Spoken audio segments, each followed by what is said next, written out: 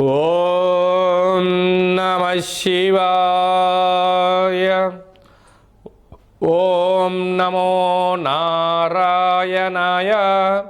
ఓం కాళభైరవాయ నమో నమః.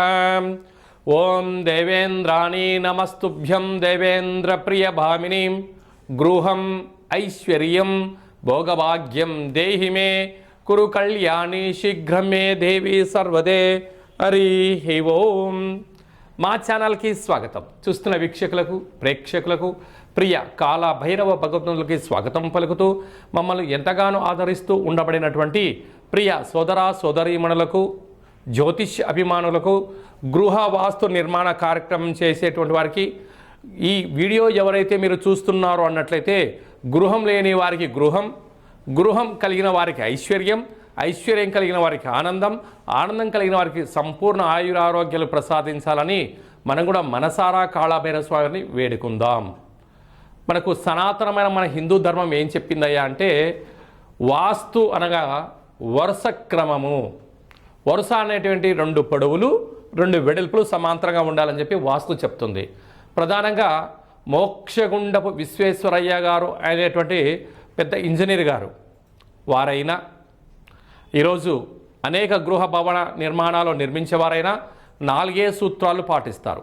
ఆ సూత్రాలు ఏమిటైనగా, ఈశాన్యంలో గుంట, ఆగ్నేయంలో మంట, నైరుతిలో పంట, వాయువులో పెంట అంటారు. అంటే ఒకటే గుడ్డి గుర్తు. అంటే ఈశాన్యంలో నీళ్లు ఉండాలి, ఆగ్నేయంలో వంట వండుకోవాలి, నైరుతిలో యజమాని నివసించాలి, బీరువా ఉండాలి, వాయువులో చిల్డ్రన్స్ రూమ్ ఉండాలి, బాత్రూమ్ ఉండాలని చెప్తారు.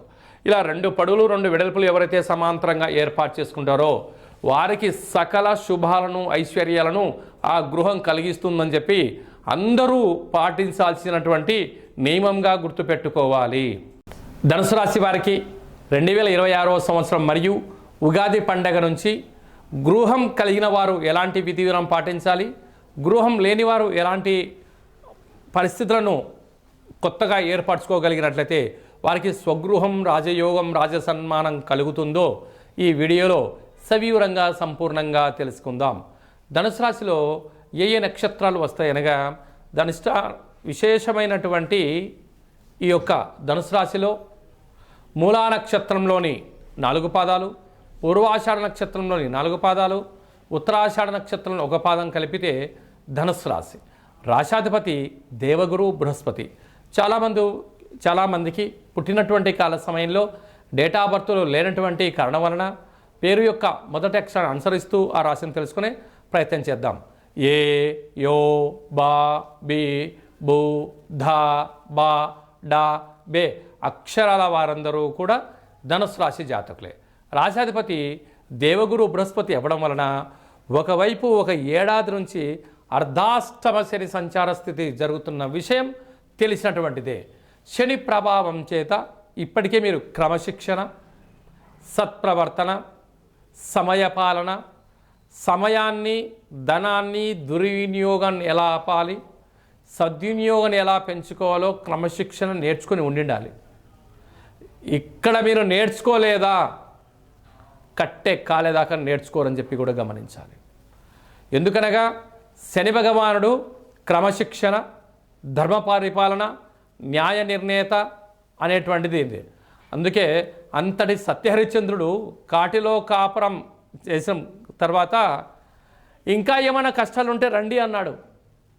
అంటే ఇంకా అంతకు మించి కష్టం లేదు. మహారాజే శ్మశానంలో జీవితాన్ని పొందాడు. ధనుసు రాశి జాతకులు కూడా ఇప్పటికీ జీవితం బోధపడింది.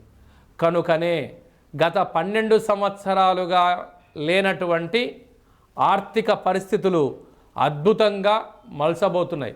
కనుక ఈ పరాభవనామ సంవత్సరం అందరికీ పరాభవమే.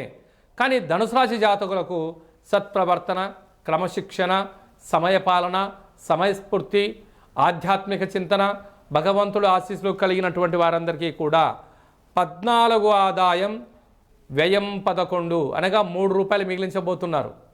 అది కూడా చాలా గగనం. శని భగవానుడు అర్ధాష్టమంలో ఉంటూ 3 రూపాయలు మిగిలించడం కూడా చాలా గగనం. ఇలాంటి కాల సమయంలో రెంటెడ్ గృహంలో ఉండబడిన వారు, లేకపోతే స్వగృహం కలిగిన వారు ఎలాంటి విధి విధానం పాటించాలంటే ఒక్కొక్క నెలలో ఒక్కొక్క రకమైన కాళభైరవ స్వామి ఉంటారు. ఆ కాళభైరవ స్వామికి స్మరణ చేస్తూ ఈ యొక్క పూజా మందిరంలో సైంధవలవన ఉప్పు దీపం పెట్టడం, ధన ఆకర్షణ కుబేర ఉప్పు దీపం పెట్టడం అవశ్యం. పూర్ణిమ తిథి యందున నారికేల దీపము, అమావాస్య తిథి యందున పిండి దీపము, అష్టమి తిథి యందున కూష్మాణ దీపం పెట్టడము అవసరం. అదే స్వగృహం కలిగిన వారు గృహం యోగించగలగాలి అన్నట్టయితే కాళభైరవ అష్టదిగ్బంధన అవసరం.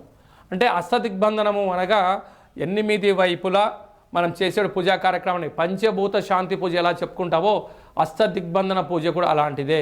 అలా చేసుకోవడం వల్ల ధనుసు రాశి వారికి యోగం కలుగుతుందని చెప్పి కూడా గమనించాలి.